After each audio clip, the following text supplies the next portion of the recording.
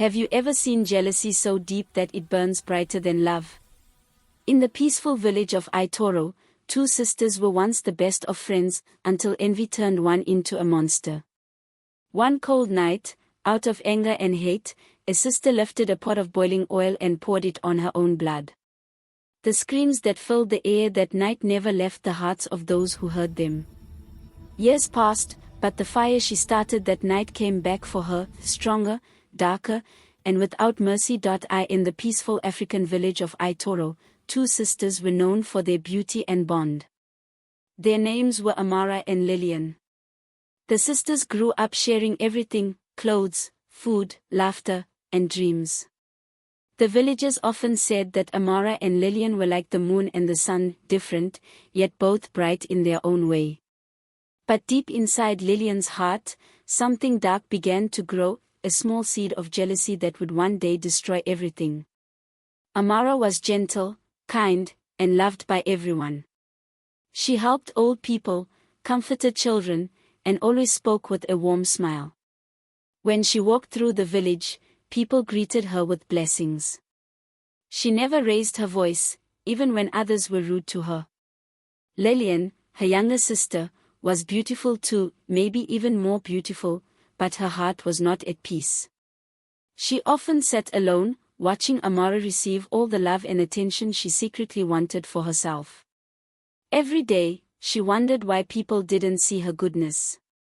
She worked hard too, but it always seemed like Amara's kindness shined brighter. Slowly, that jealousy began to grow inside her like fire hiding under dry grass.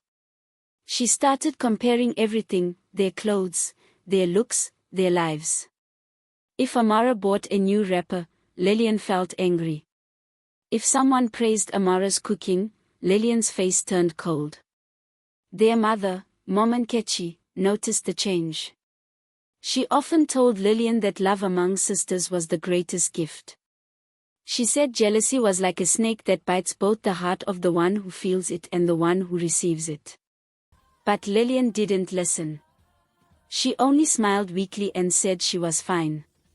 Deep down, she was not fine at all.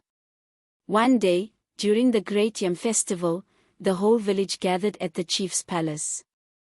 There was music, dancing, and laughter. The chief gave a small prize to the most hardworking woman in the village. Everyone clapped when Amara's name was called. She stood in front of the crowd, smiling shyly, as people cheered for her. Her mother's eyes shone with pride. But Lillian, standing at the back, felt her stomach twist. Her heart burned with silent anger. To her, it was the final proof that everyone loved Amara more. That night, the house was full of laughter and happiness. Their mother cooked a big meal to celebrate. But Lillian sat quietly, not eating much. She stared at Amara's happy face and thought of all the praise she got. That night, she could not sleep. Her mind kept whispering, "You will never be loved like her.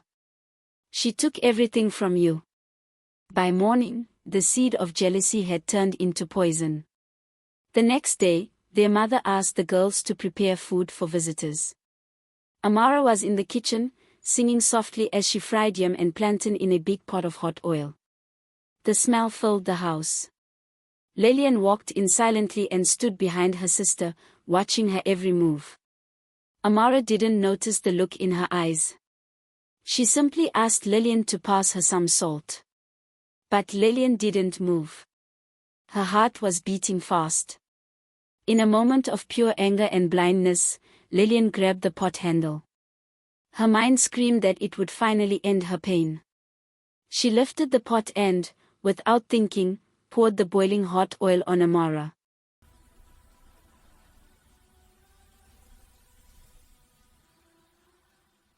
The sound of pain that followed was something the whole village never forgot.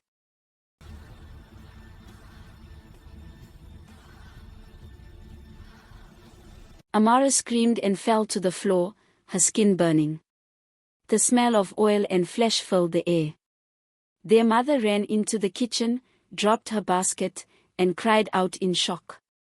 Amara's beautiful face and arms were covered in burns.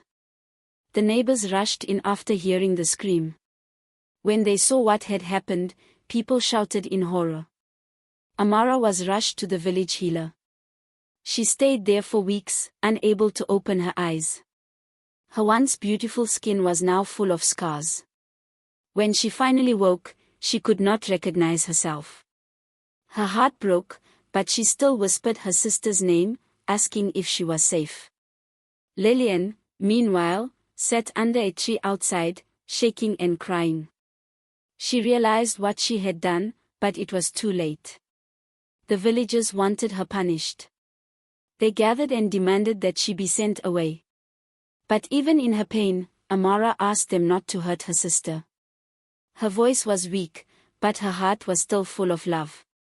She told them that she forgave Lillian. The elders respected Amara's words, but they told Lillian that she could no longer stay in the village. They said the heavens would handle her punishment. And so, Lillian packed her few clothes and left, walking alone on the dusty road with tears streaming down her face. Years passed. Amara stayed in Aitoro, helping others and teaching small children at the village school. Though her face was scarred, her kindness remained the same. The villagers said her beauty now came from inside, not outside. The children loved her, even those who were afraid at first. She always told them that true beauty never burns, because it lives in the heart. Her life slowly found peace again, though she often wondered where her sister had gone. Lillian's life, however, was filled with suffering.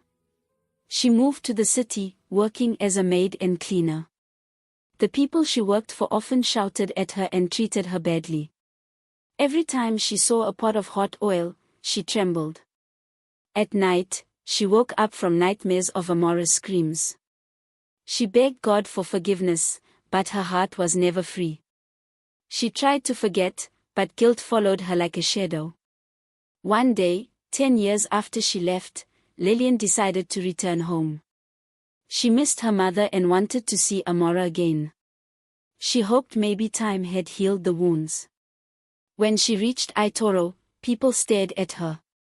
Some turned away, whispering that she had returned. She went straight to her mother's house. The old woman was sitting outside, her hair grey and her face tired. When she looked up and saw Lillian, tears filled her eyes. She could not speak at first. Lillian fell to her knees and begged for forgiveness. Her mother sighed deeply and said that forgiveness was not hers to give. She said that Amara had left for the town, where she worked as a nurse helping people heal. That night, Lillian slept in the same room where the terrible thing happened. She couldn't close her eyes. Every creak of the wood sounded like her sister's scream. She wept until morning.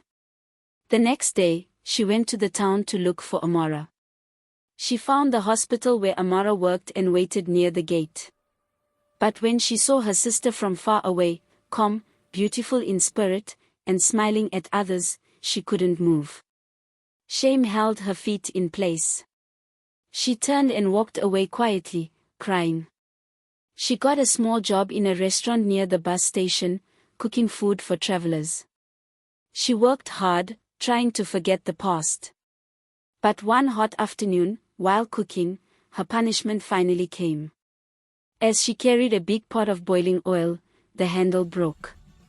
The pot slipped and spilled all over her legs and arms. She screamed loudly, just like her sister once did. People ran to help her and rushed her to the hospital. When she opened her eyes, she saw a nurse standing over her. It was Amara. The moment their eyes met, Lillian's body shook. Tears rolled down her face. She tried to speak, but her voice was weak. Amara looked at her quietly, her face calm but distant. Lillian whispered for forgiveness, crying that she never meant to hurt her. Amara's eyes filled with tears, but she said nothing. She simply told another nurse to take over and walked out. As Amara walked down the hospital hall, she whispered to herself that she had forgiven her sister long ago, but forgiveness could not stop karma. Life always gives back what we give to others. Lillian's cries echoed in the background, and Amara closed her eyes, praying for peace. Lillian never recovered fully from her burns. Her mother died soon after, and no one visited her in the hospital. She spent her final days alone, haunted by her memories. She often said that the pain in her body was nothing compared to the pain in her heart. One cold night, she passed away in her sleep, tears still on her face. When Amara heard the news, she visited her grave. She stood there quietly, her eyes filled with sadness. She said softly that life had given them both pain, but one found peace while the other found punishment. She placed a small flower on the grave and walked away, whispering that jealousy destroys everything good in a person. The story of the two sisters spread through Itoro. Mothers told their children never to let envy live in their hearts. They said jealousy was a fire that burns faster than anything, and that what you do to others always finds its way back to you. And so, the name of Amara became a symbol of kindness, while Lillian's story became a warning. The wind that blew through the village seemed to carry their tale, whispering to everyone who listened, do good, even when others don't see it. Because what you send into the world always returns, just like the wind that comes back to the mountain. Moral of the story. Jealousy destroys more than it gives. When your heart burns with envy, you lose the light inside you. True beauty, peace, and love come only from kindness and forgiveness. But remember, forgiveness may save your soul, yet karma never forgets. Thank you for watching this powerful story. Broken heart, if you learned something today, tell me in the comments, what lesson did you take from Amara and Lillian? Remember, jealousy can destroy what love builds. Always be kind, and never let hate live in your heart. If you enjoyed this story, don't forget to subscribe to African Tales by Zay for more deep and emotional African stories. Click the like button, share this video with your friends and family, and turn on the notification bell so you never miss another powerful story from African Tales by Zay. Until next time, my friends, stay humble, stay kind, and may your heart never walk the path of jealousy.